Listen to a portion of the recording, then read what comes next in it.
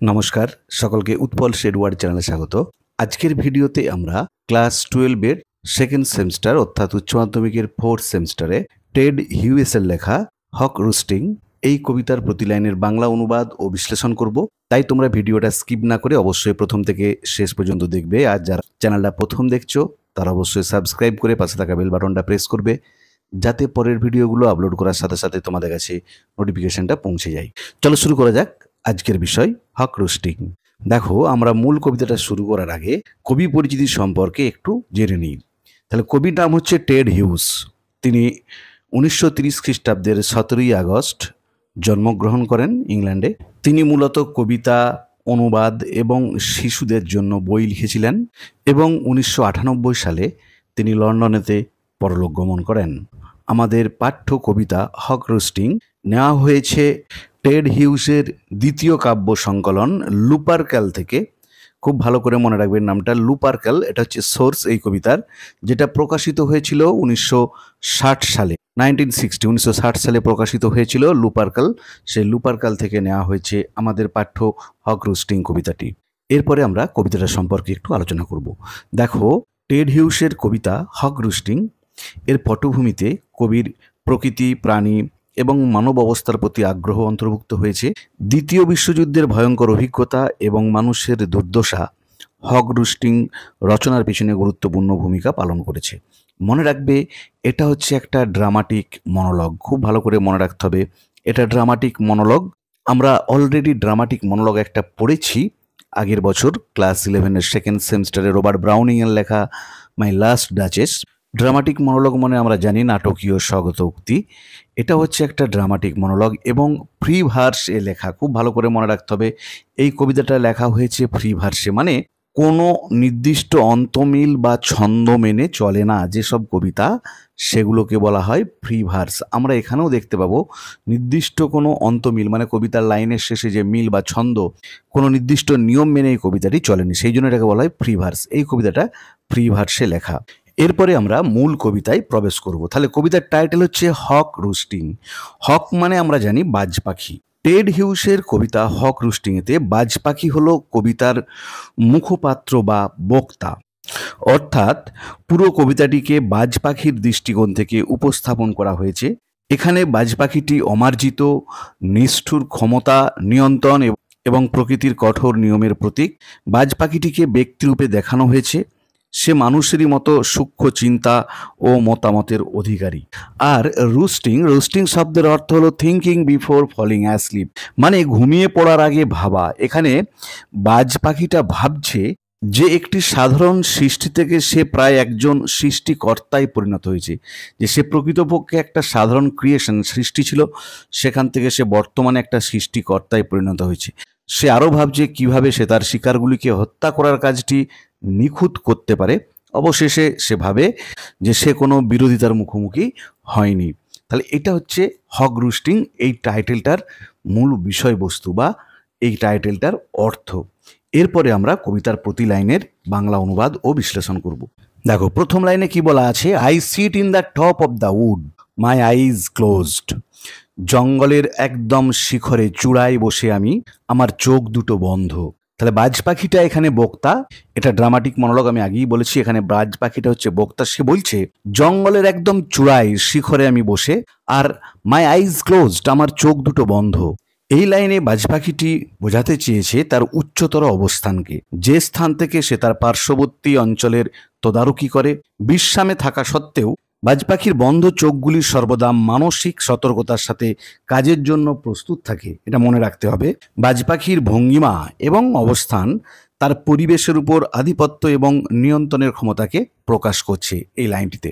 পরের লাইনে দেখো, in action no falsifying dream.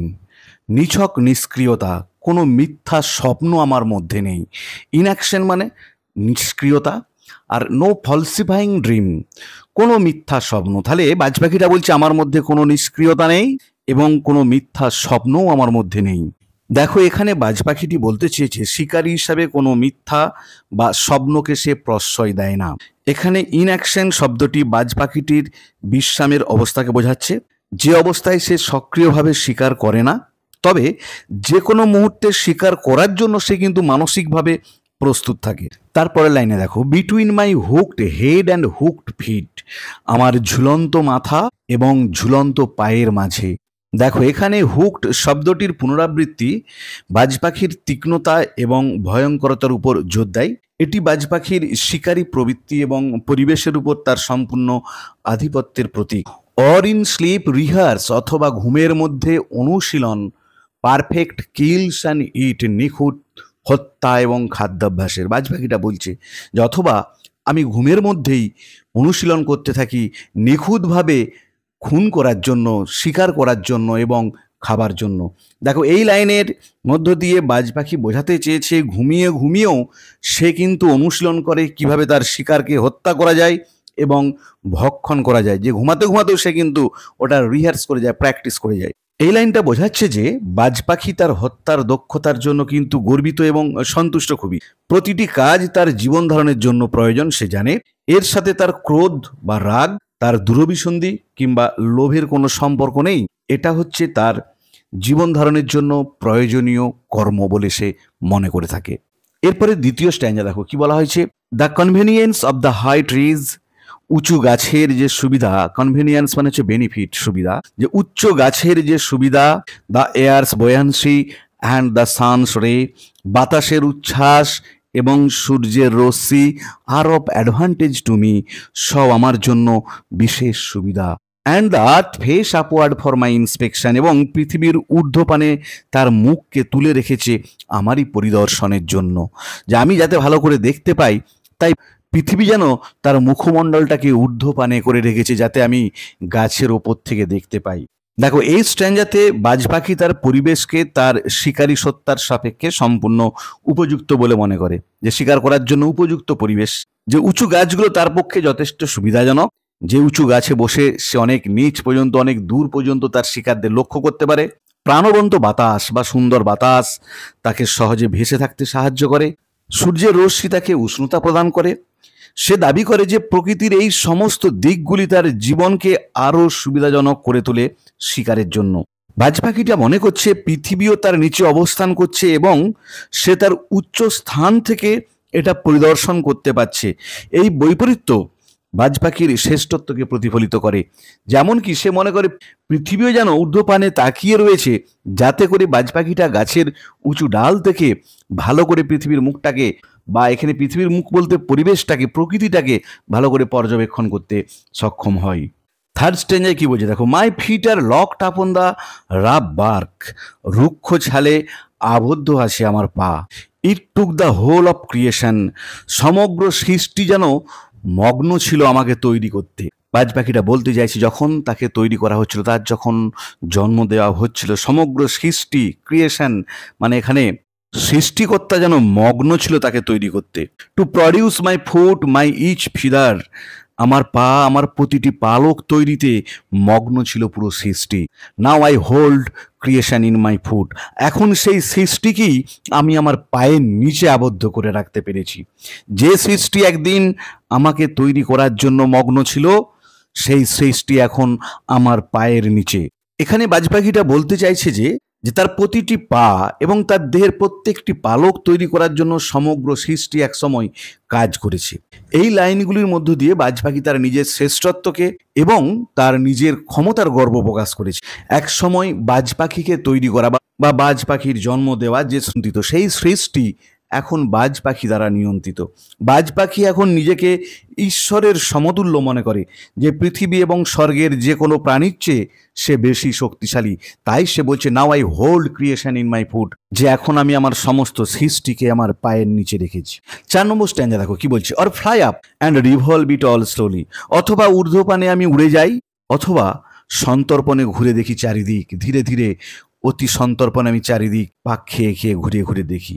I kill where I please because it is all mine, হত্যা করি যেখানে চাই কারণ আমার রাজত্ব, যে যেখানে উঠতে উঠতে যেখানে আমার ইচ্ছা যায় সেখানে গিয়ে আমি আমার শিকারকে হত্যা করি, কারণ বাজ পাখি মনে করে পুরো পৃথিবীটাই হলো তার রাজত্ব। There is no sophistry in my body, আমার শরীরে কোনো ভনিতা নেই। My manners are tearing of heads, মুন্ডচ্ছেদ, মাথাকে টেনে খুবলে খাওয়াই হচ্ছে আমার শিষ্টাচার, আমার অভ্যাস, যে শিকারকে ধরে তার মস্তিষ্ককে, তার মাথাটাকে ছিঁড়ে খেয়ে ফেলাই হচ্ছে আমার অভ্যাস, আমার শিষ্টাচার। দেখো, এই স্ট্যাঞ্জাতে বাজ পাখিটা বলতে চেয়েছে যে সে যা খুশি তাই করতে পারে। নিচের সমস্ত দৃশ্যকে উপভোগ করতে করতে সে বাতাসের মধ্যে ধীরে ধীরে উড়তে পারে। যেখানে তার মনে হয় সে সেখানেই গিয়ে তার শিকারকে হত্যা করতে পারে, কারণ সমস্ত পৃথিবী নাকি তার অধীনে বলে সে মনে করে থাকে। সে তার নিজের তৈরি আইনের শাসনাধীন। মিথ্যা কথা বলা বা কোনো কিছু ভান করার কোনো প্রয়োজন তার নেই। সে মনে করে যে শিকারের মাথা ছিঁড়ে ফেলা বা হত্যা করা তার সহজাত প্রবৃত্তির একটা অংশ, ওটা তার একটা ম্যানার। এটা বাজ পাখির মনোভাব এবং ব্যক্তিত্বের প্রতিফলন। পরের স্ট্যাঞ্জায় কি বলছে দেখো, দ্য অ্যালটমেন্ট অফ ডেথ, মৃত্যুর বরাদ্দ। দেখো, মৃত্যুর বরাদ্দ বলতে কবি বলতে চেয়েছেন কাকে শিকার করা হবে বা কে মারা যাবে তা বেছে নেওয়ার ক্ষমতা বাজ পাখির রয়েছে। সেটা পুরোপুরি নির্ণয় করার ক্ষমতা, ডিসাইড করার ক্ষমতা বাজ পাখির রয়েছে। এই অংশটার মধ্য দিয়ে বাজ পাখির সেই বিশেষ ক্ষমতাকে ইঙ্গিত করা হচ্ছে।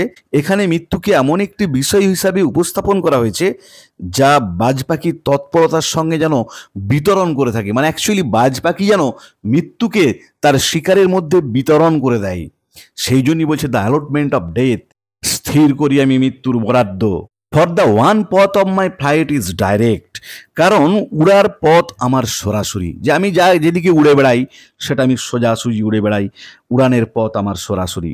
এখানেতে কিন্তু বাজ পাখির ওড়ার কৌশলটাকে অকপট এবং নিরবিচ্ছিন্ন হিসাবে বর্ণনা করা হয়েছে। এটি বাজ পাখির দক্ষ এবং একাগ্র শিকারের ধরনকে বোঝাচ্ছে।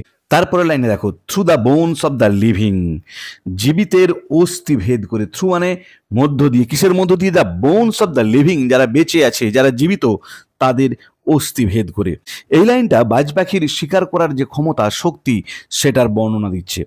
বাজ পাখিটা বলতে চাইছে যে সে তার তীক্ষ্ণ দৃষ্টির সাহায্যে শিকারের হাড় ভেদ করে দেখার ক্ষমতা রাখে যে তার শিকার কোথায়। No arguments assert my right, কোনো নৈতিক যুক্তি আমার অধিকার দাবি করে না। আর্গুমেন্ট মানে আমরা জানি যুক্তি, অ্যাসার্ট মানে নিশ্চিত করা, দাবি করা, মাই রাইট আমার অধিকারকে। বাজ পাখি এই লাইনের মধ্য দিয়ে গর্বের সাথে ঘোষণা করছে যে তার আধিপত্য সুনিশ্চিত এবং কেউ তার হত্যা করার অধিকার নিয়ে বিতর্ক করতে পারে না। সে এতটাই শক্তিশালী, এতটাই প্রভাবশালী যে সে কাকে হত্যা করবে, কখন হত্যা করবে, কিভাবে হত্যা করবে, এই নিয়ে বিতর্ক করার ক্ষমতা কারণেই সেটা পুরোপুরি তার নিজের উপর নির্ভর করছে। লাস্ট স্ট্যাঞ্জায় কি বলছে দেখো, the sun is behind me, সূর্য আমার পিছনে। সমগ্র বিশ্বে আমরা জানি সূর্য হলো আলো এবং শক্তির উৎস। বাজ পাখিটা বলছে যে সূর্য তার পিছনে, অর্থাৎ সূর্যের থেকেও বেশি শক্তিশালী সে। নিজের দুনিয়ায় সেই চূড়ান্ত শক্তি, তাই সে বলছে সূর্যও আমার পিছনে। এই চিত্রের মাধ্যমে কবি বাজ পাখির দম্ভ এবং ক্ষমতার শিখরে থাকার অনুভূতিকে প্রকাশ করেছে, যে সে কতটা দাম্ভিক, নিজেকে সূর্যের থেকেও শক্তিশালী ভাবছে, তাই সে বলছে সূর্যও আমার পিছনে। Nothing has changed since I began, কিছু পরিবর্তন হয়নি যেদিন থেকে আমার জীবন শুরু হয়েছে। আই বিগ্যান মানে আমার অভ্যুদয় হয়েছে, আমার জীবন শুরু হয়েছে। যেই থেকে আমি জীবন শুরু করেছি আমার অভ্যুদয় হয়েছে, কিছুই পরিবর্তন হয়নি। My eye has permitted no change, কোনো পরিবর্তনের অনুমতি দেয়নি আমার চোখ, যে আমার চোখ কিন্তু আজ পর্যন্ত কোনো কিছু পরিবর্তন করার কোনো অনুমতি দেয়নি। I am going to keep things like this, এভাবেই রাখতে চলেছি সমগ্র সৃষ্টিকে আমি আগামীতেও। এই শেষের তিনটি লাইনের মধ্য দিয়ে বাজ পাখি দাবি করছে যে জীবন শুরু করার পর থেকে পৃথিবী অপরিবর্তিত, পৃথিবীর কোনো পরিবর্তন হয়নি, সেই থেকে সে একই রকম রয়েছে। আর পৃথিবীর কোনো বা প্রকৃতির কোনো পরিবর্তন হয়নি, কারণ বাজ পাখিটা মনে করে সে এটাকে পরিবর্তিত হওয়ার কোনো অনুমতি দেয়নি। তার মতে বা বাজ পাখিটা মনে করে তার অনুমতি ছাড়া পৃথিবীর বা প্রকৃতির কোনো রকম পরিবর্তন সম্ভব নয়। এখানেতে সে নিজেকে একজন প্রভাবশালী এবং অত্যন্ত প্রতাপশালী শাসক, যাকে পরাজিত করার ক্ষমতা কারো নেই, সেরকম একজন শাসক বলে মনে করে। এরপরে দেখো, এই কবিতাটা শেষ করার সঙ্গে সঙ্গে তোমাদের আমি একটা কথা বলছি। হিউজ পুরোপুরি বর্তমান কাল ব্যবহার করে কবিতাটা লিখেছেন। দেখো, প্রত্যেকটা সেন্টেন্সে দেখো একটাও কিন্তু পাস্ট টেন্স তিনি ইউজ করেননি। এরপরে যেটা প্রশ্ন সেটা হচ্ছে, কেন তিনি পুরো কবিতাটাতে প্রেজেন্ট টেন্সই ব্যবহার করলেন? কারণ তিনি এই ধারণাটাকে দৃঢ় করতে চান যে বাজ পাখির খাদ্য শৃঙ্খল এবং বাস্তুতন্ত্রের শীর্ষে ছিল এবং সে সর্বদা শীর্ষে থাকবে। তাহলে আজকের ভিডিওতে আমরা ক্লাস 12-এর সেকেন্ড সেমিস্টার অর্থাৎ উচ্চ মাধ্যমিকের 4th সেমিস্টার টেড হিউয়েসের লেখা হক রুস্টিং এই কবিতার প্রতি লাইনের বাংলা অনুবাদ ও বিশ্লেষণ করলাম। পরের ভিডিওতে আমরা এখান থেকে যে ইম্পর্টেন্ট প্রশ্ন উত্তরগুলো করতে হবে তা নিয়ে ডিটেলস আলোচনা করব। ভিডিওটা ভালো লাগলে তোমরা অবশ্যই লাইক করবে, বন্ধুদের মধ্যে শেয়ার করবে এবং কমেন্ট করে জানাবে। আর চ্যানেলটা যারা প্রথম দেখছো বা এখনও সাবস্ক্রাইব করনি তারা অবশ্যই সাবস্ক্রাইব করে পাশে থাকা বেল বাটনটা প্রেস করবে, যাতে পরের ভিডিওগুলো আপলোড করার সাথে সাথে তোমাদের কাছে নোটিফিকেশনটা পৌঁছে যায়। আর আমি তোমাদের যে পাঠ্য দুটো প্রোজ রয়েছে এবং সনেট নাম্বার 73 এর প্রতি লাইনের বাংলা অনুবাদ বিশ্লেষণ করে ভিডিও আপলোড করেছি, যারা সেগুলো দেখোনি তাদের জন্য আমি ডেসক্রিপশন বক্সে সেই ভিডিওর লিঙ্ক দিয়ে দিয়েছি, তোমরা অবশ্যই সময় মতো দেখে নিও। ভালো থেকো সবাই, ধন্যবাদ।